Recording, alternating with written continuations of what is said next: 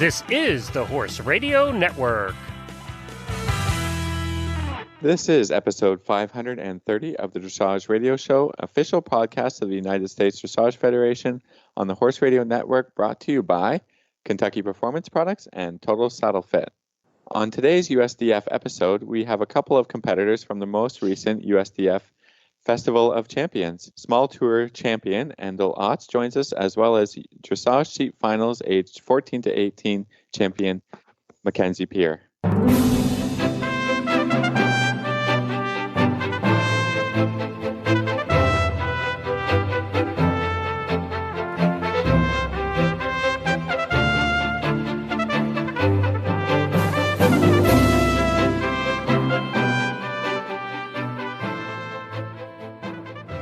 This is Reese Koppler-Stanfield from Georgetown, Kentucky.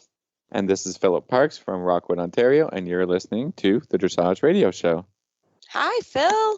Hi, Reese. We were just talking about how busy you've been and all the neat stuff you've been up to. Yeah, it's really, so you had your really busy time, 2 weeks ago? And now this is sort of my pedal to the metal time these 3 weeks. So last week at the Kentucky Horse Park was the American Eventing Championships. And it was quite something. There were I think there were 960 horses or something. There were tons of horses, huge divisions. It was amazing. I was so amazed by the whole experience. It was really cool. There were 7 rings going on. There were horses doing show jumping. There were horses on cross country. I don't know how people kept it straight. I could barely find my rings where my people were. But it was really cool. It was a great week. And I will just say in general, thumbs up to the eventers. Now, these were the riders that had come to the national championships. But I will tell you, the dressage that I saw at every level that I saw it, I coached 10 people last week, and the dressage. So I had everything but an advanced horse. I did have an advanced horse do the test ride. So I literally saw every level from advanced to beginner novice. And I was so impressed with the riding, really the dressage riding. I didn't see anything else, nor would I really know what I was looking at, but it was cool. It was kudos to everyone. I think everyone's sort of, for sure on the national championship level, people know how important now your dressage is. And I saw some great friends of Phil and mine there, some technical dressage coaches that were just there for dressage. So it was really cool. And kudos to everyone, because the scores were in this case low, because they go on reverse order. The scores were super low. It was very, very competitive. And let me tell you, if you missed a transition, you were out, basically.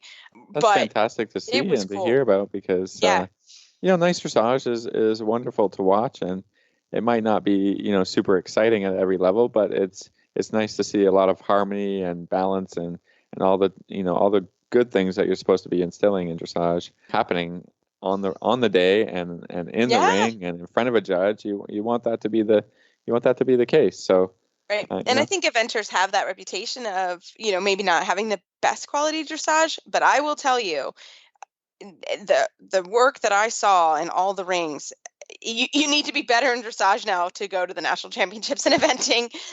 You really do. And that was really fun to see. That was cool to see. That's reality. Yeah. Mm-hmm. Yeah. So that was cool. So fantastic. And then we have just we have our local championships is this weekend. And then next weekend is regionals. So we are pedal to the metal right now on things. And then it'll settle down again in the fall. So will you be riding in the regionals? Yes. In the local championships, Follow Me goes and does 3rd level. And then Marcus, my other horse owned by Pam McKee, will do the 2nd level and the 2nd level freestyle. And then we go to Michigan next week. So it should be fun. Fingers crossed, knock on wood. I feel like, when you kind of go into a show like that and you feel fairly prepared, and the horses, I'm knocking on wood and my head and anything else possibly close to me.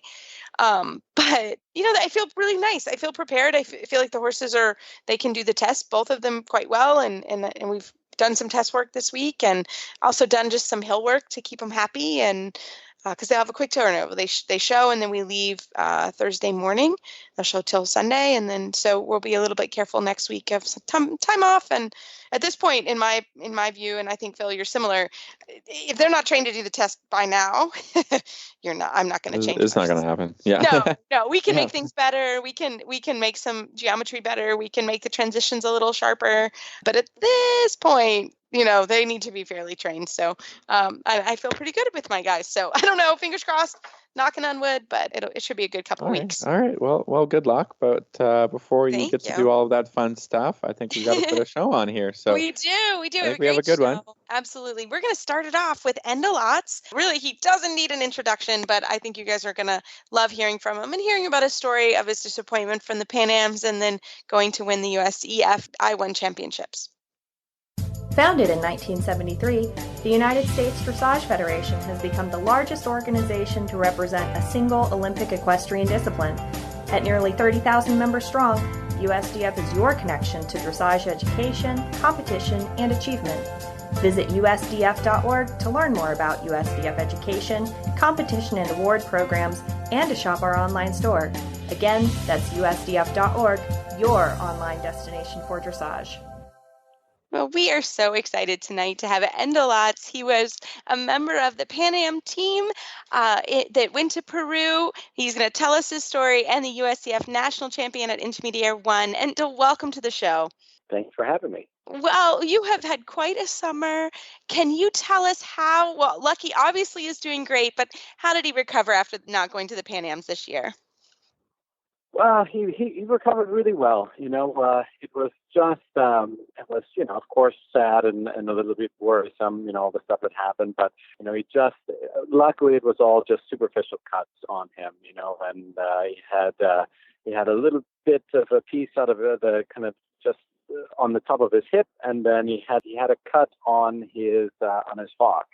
And that was, when I saw the, cut on the hock, I just I knew that was not going to work, and he wouldn't. It just wasn't going to work to get him, down to Peru and have him, perform and kind of do what he needed to do. And also, of course, wasn't, fair to him, throw him on the flight and everything. And then, it's a CVI. So, he can't have anything other than antibiotics. And I could not, I couldn't put him through that. So, but he recovered really well. He rested in a stall for about, I think, it's like 9 days or so, and then we started just nice, easy little walk work, and he already knew, he knows his job and he knows what to do, so it wasn't really a bunch of drilling through movements or anything like that.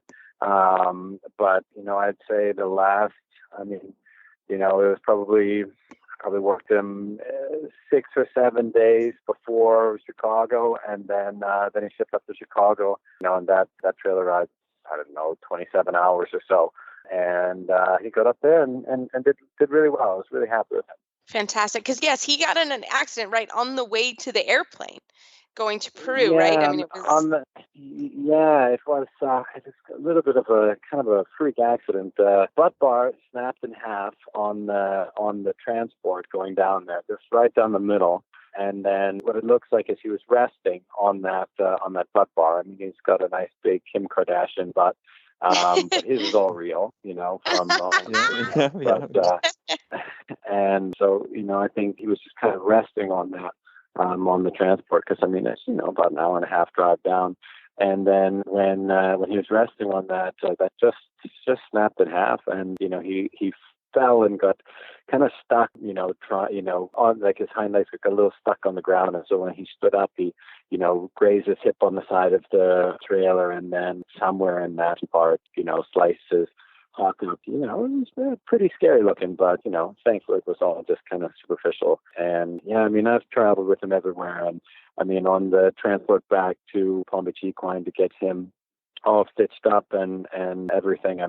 He just stood there. He didn't know really what was going on, because he liked he gets along really well with all the horses on the team. So, he's kind of looking around, wondering what the heck was going on. And, I've traveled with him to Europe multiple times, all over the place. And, he trailers great. It was just kind of one of those things that's just bad luck. There's not much you can do about it. Oh, well, that was terrible, and we were really feeling for you when we heard about it, here at the show, and because there's so many people, sort of behind you and pulling for you. You see it all over social media and stuff, and so I think it was wonderful to hear how well Festival of Champions went, and sort of a bit of a vindication. Did it feel like that for you? Yeah, it was just like for me going up there, and I mean, I love that area because I grew up there, and I started riding and a little bit more competitively up there, and for me it was just, I just really wanted to have like a fun time and try to end things on this year on a good note, and my kind of main goal was from the beginning to make it on a team, and then after he was on the team, I mean, my main goal was to do very well on the Prix St. George and then the Intermediate 1, because I wanted to do a good job for the team. And then after all the stuff that happened, I mean, my secondary goal, if I hadn't made the team, was to go up to Chicago and compete in the I-1 championships. And I mean, it just kind of, I mean, when one door closes, another door opens, and it was just really fun. And I have to say, I mean, everybody just is so nice and so positive and supportive and everything. And I mean, it was just one of the nicest shows to to be able to be a part of. And I mean, there were, so many riders and everything. And I mean, everybody's been always very nice and very kind to me, but it was just really above and beyond, I mean, how people reacted and how sweet they were, for the horse and myself. And a bunch of people were like, "Did he even get hurt? I mean, what happened? I mean, he looks fine." And I said, "Yeah, I mean, you see here, you can see a little cut here, and you can see a little thing on his hip." And they're like, "Oh yeah, no, I can see it, but you can't tell anything when he's going." I said, "Yeah, I know." I said, Pan Am's, I said, if Pan Am's were, months away, I said, "Yeah, no problem, 100% do it." And I said, but like a week away, just I couldn't, it just, right when I started, for I sure. called the federation, and I just said, "No, this isn't going to work out." Yeah, well, I think that's an amazing horseman, and you've had this horse a long time, right? What's your history with Lucky? You've had him a while. Yes, I've had him since he was 3. So I found him over in Belgium. I was looking for a horse for a client of mine, and she wanted like a nice St. George horse. And when I was kind of driving all over the place on myself, and I went to this farm, and they showed me some St. George horses, and they weren't really for the person I was thinking of. And they said, "Well, we have a nice gelding, but it's 3." And I said, "Yeah, I mean, I'm already here, so I mean, I'll take a look at it." And it was kind of fun. I mean, it was, I don't know, the people were on a vacation beforehand, so I think I was looking at Lucky at maybe like midnight or 1:00 in the morning because they were getting back from their vacation. And so, I mean, I rode him, and I just thought he was a really special horse. And I called the lady and I said, "I didn't find what you're looking for, but I said, this is really nice horse. It's a 3-year-old. I said, it's got, 3 good gaits, but I think I think he's got something really special in there." And she goes, "Yeah, I don't want a 3-year-old." I said, "Okay, no problem." But I kind of couldn't get that horse out of my head. Long story short, ended up getting him, and we ended, he went to World Breeding Championships as a 5-year-old. He was second in the small final, so he made it into the big final. And I think he ended up, 11th in the world at that. And then I went back as a 6-year-old and went to the World Breeding Championships again, competed there, and then he came back, and then he won the 6-year-old United States Equestrian Federation 6-year-old championships in Chicago. Then I competed him in the developing Prix St. George, and then he won that. And then, this year last year at the end of the championships, I just, I was already thinking then, so I really think it would be really fun to make it on the Pan Am team. And I was alternate. I think you guys interviewed me like 8 years ago. Probably. Yeah, you were on the show. I remember. Yeah, and it was really, really fun to be a part of that and be a part of, that group with, all these, famous people, Stefan Peters and Heather Blitz. And I mean, it was really, really fun to be able to be in that group. And then, it was, a great experience, to be part of the group that we had going down to Peru. And Yeah, it's been a fun journey. That is so cool. So what's the next step? What are you doing next with Lucky? And the next step, I think, will be to work on the Grand Prix. And, we've been playing around with the, Piaf Passage and the ones and all of that. The last couple of years, because I really was trying to focus on, the Pan Am Games. I mean, I really did not go too much into the Piaf Passage stuff for the ones. I was really just trying to get the small tour test very solid and really working well. So I think, working on that, working on all the Grand Prix things. You can do all the movements, but just kind of getting him really comfortable and putting them all together. And, he really likes competing and he likes showing, he likes going out there. So I don't know exactly. I mean, I might do developing Grand Prix championships next year, but he's done so much stuff and been, so strong and supportive through everything that, I kind of let him tell me what he's going to do. I create a rough goal and a rough plan, but very much let him kind of, dictate, how much we're going to push and what we're going to push on. And, if we need to change the plan and do something else, then we do that. But it's a very, very, very happy horse in the ring. And I just want to keep it that way. Oh, that's so cool. Well, Endel, we just are so happy, and it was really fun to see you in Chicago and see your Pan Am team supporting you. And it was just, we were heartbroken for you, but very excited at the end of the summer. So how can our listeners find you online if they want to learn more about you and Lucky and your teaching, etc.? Yeah, of course, there's Facebook and, I'm, Endel Otts on Facebook. My website is endelottsdressage.com. Instagram is Endel Otts. And I think if you Google me, you'll find my website or, anything, and phone number, email is all on there. So pretty straightforward. Fantastic. Well, thanks, Endel. And we can't wait to hear and talk to you once Lucky is national championship at Grand Prix. That's a plan. Deal. Well, right after this commercial break from Kentucky Performance Products, we're going to come back with Mackenzie Pierre all the way from Germany. The sun is just peeking above the tree line as you walk into the barn. You grab your horse's halter off the hook and head out to the field. The dew shimmers in the sun as you walk across the damp grass. You call his name and his head comes up as he walks toward you, looking for the apple in your pocket. You take your time grooming, enjoying the peace and quiet in the empty barn. A refreshing breeze greets you as you start down the tree-lined path. Your horse ambles along on a loose rein as you both enjoy a relaxing ride. The feeling you get on an early morning hack is why we do what we do at Kentucky Performance Products. This feeling is brought to you by Microphase. Fill the nutritional gaps in your horse's diet. Microphase Vitamin and Mineral Supplement is a low-calorie way to provide your horse with the vitamins and minerals missing from their diet. The horse that matters to you matters to us. Well, tonight we are so happy to have the dressage seat medal finalist champion from USDF National Finals, the 14 to 18 division, Mackenzie Pierre, and she was also the champion in the Junior National Championship from Overland Park, Kansas. Welcome to the show. Hi, thanks for having me. Super excited to be here. I know, and so actually you are not in America, you're in Germany, right? What are you doing over there? Right. I'm at Krusterhof with Johann Hinnemann, riding horses. I met him last winter in California riding with my trainer, David Whiteman. And he said that I should come to his barn here and try and learn as much as I can and see how things are done here. So, cleaning stalls, sweeping, riding horses. And how long are you over there for?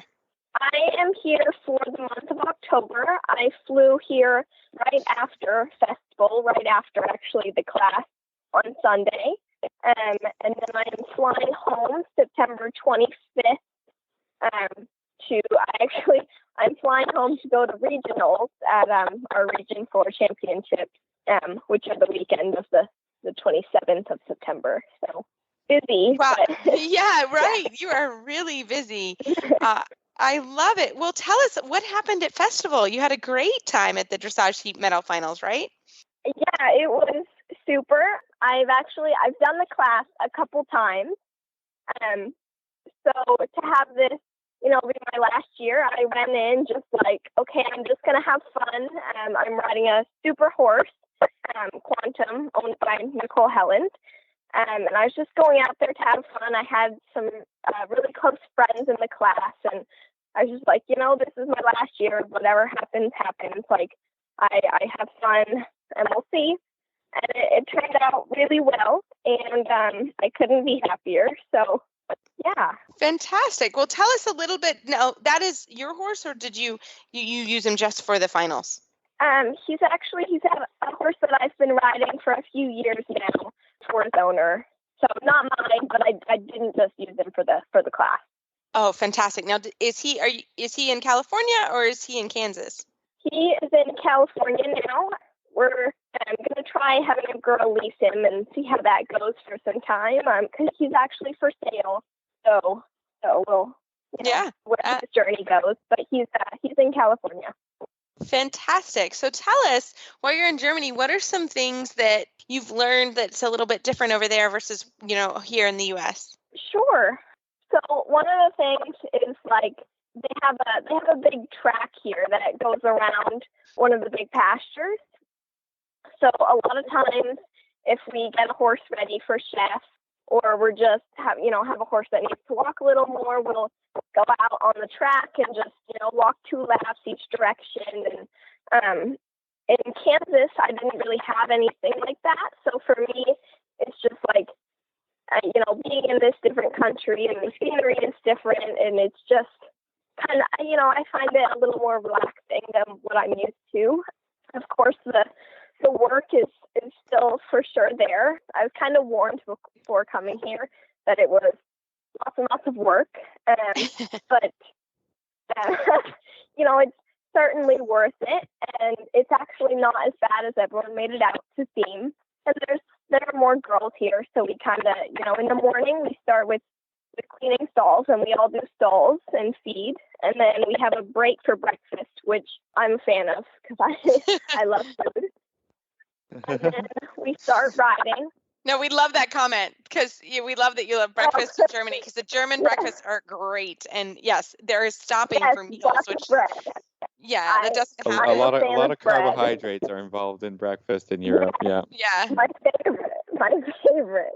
But yeah, so we break for breakfast, and that's we do that all together, all the girls, and then once we're done with that, we start riding. So everyone, kind of gets told, either chef or his main rider here, Stephanie Wolf.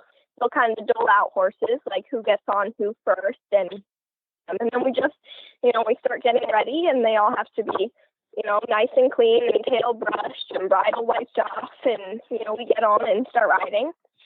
So there'll be about 5 or 6 of us all in the indoor arena, and chef comes in and, he starts yelling at us like, this is wrong, that looks good.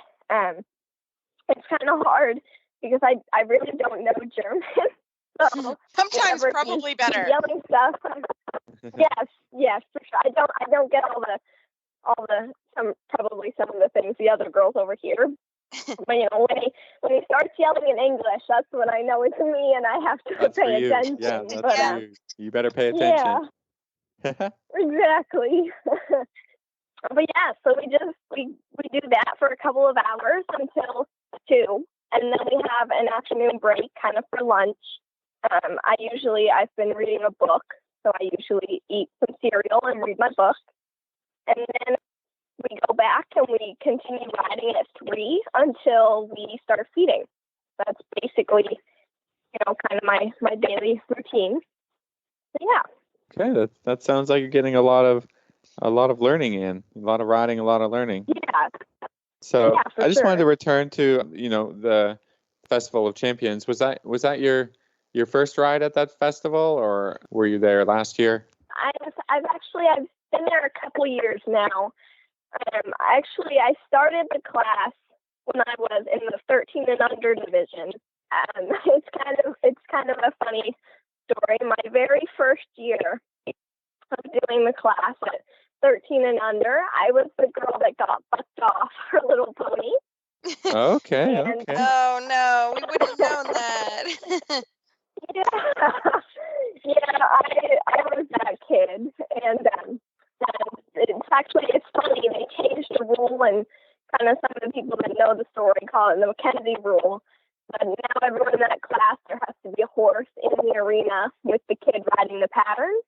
Okay. Because what happened was I went to go do my pattern alone, and my horse saw all the other horses standing away from it and decided that was not cool. So I got bucked off. Oh. Ended up not winning, of course. Yeah.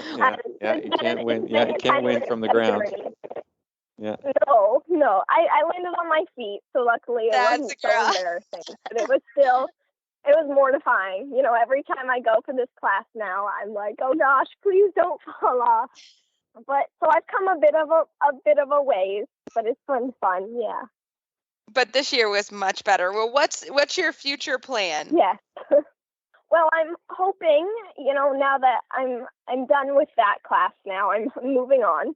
But I'm hoping to kind of start looking at things like young riders and maybe the U25 in the future. I actually have a 2-year-old, so, you know, not too much of that. But I'd like maybe to try the, you know, young and developing horse with her and kind of see where that takes me. Fantastic. Well, Mackenzie, we can't wait to have you back on the show, and we wish you all the best of luck while you're in Germany. Thank you. Well, Phil, I've been using my stability stirrup leathers from Total Saddle Fit a lot because we've been riding a lot, getting ready for all these national championships and regional championships and all the things. And as always, I really, really like them, and I'm so thankful. I actually had 2 students try them out today, and both of which really, really like these stirrups. They actually asked me, they said, oh, I've heard on the radio about these stirrups. Let me try them. No problem. And they both loved them. And so this is something we both believe in, isn't it? I've actually discovered one problem with the stability stirrup leathers. Is that now I'm noticing when I'm not riding in them, those stirrup leathers on the other saddles are bugging me. It's true. So if that's not really a problem with the stirrup leathers, I know, but it just means I'm going to have to buy a few more pairs because I'm noticing the difference more and more. You know, I was switching saddles around a little bit and riding different horses. I'm like, oh, this is. Am I getting a rub? You know, like on my leg? I mean, is this happen? I'm like, oh my goodness, I'm going to have to travel everywhere with my stability stirrup leathers. So we love the products. We love Total Saddle Fit. Justin there is really great to us, and the products that are awesome, and they have great money back guarantees. You can check it all out at totalsaddlefit.com. Absolutely.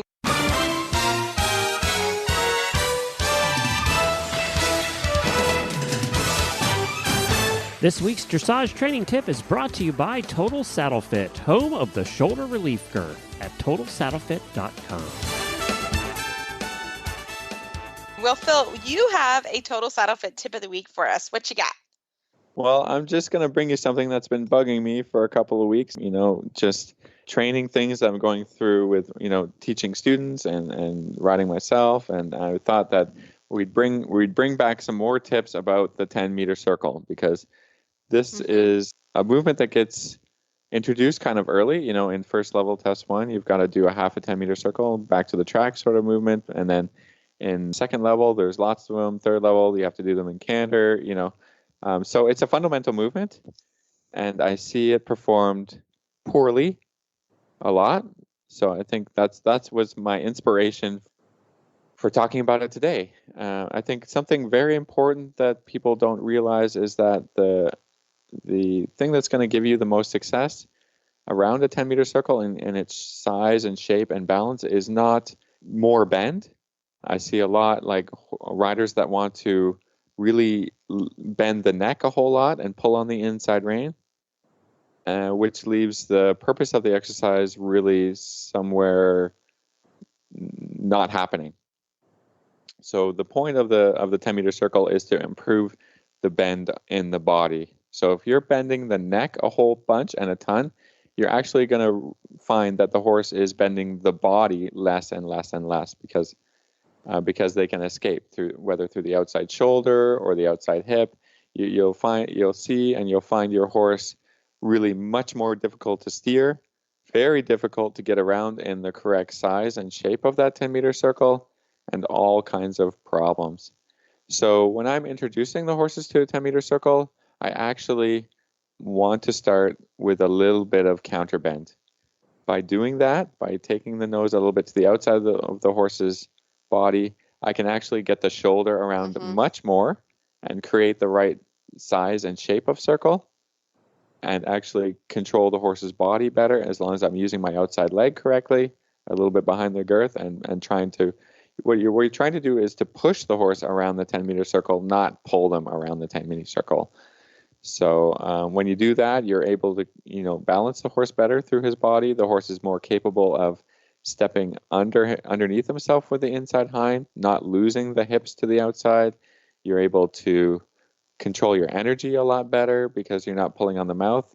All these great things. And then slowly I'm going to introduce that.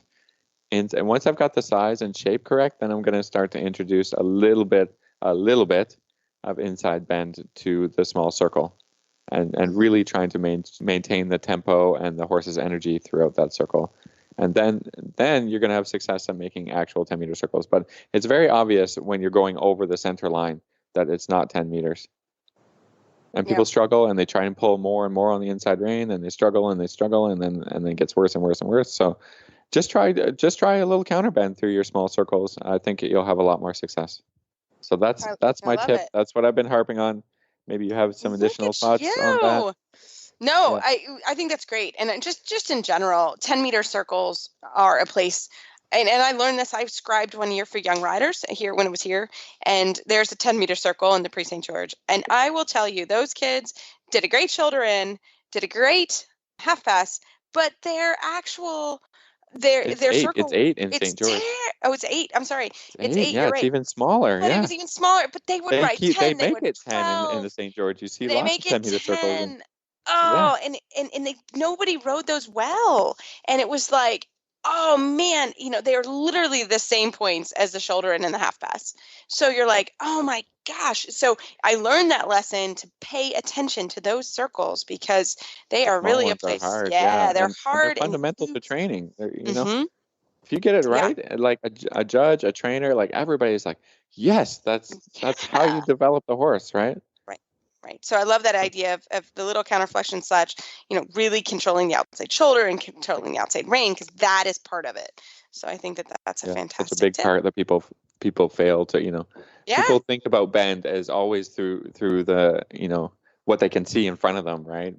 Through the neck, through the jaw, but actually, everybody will tell you as you develop the horse up to FEI levels and further, like the straightness of that piece of the horse is just so important. Huge. You have to be working on bending the body.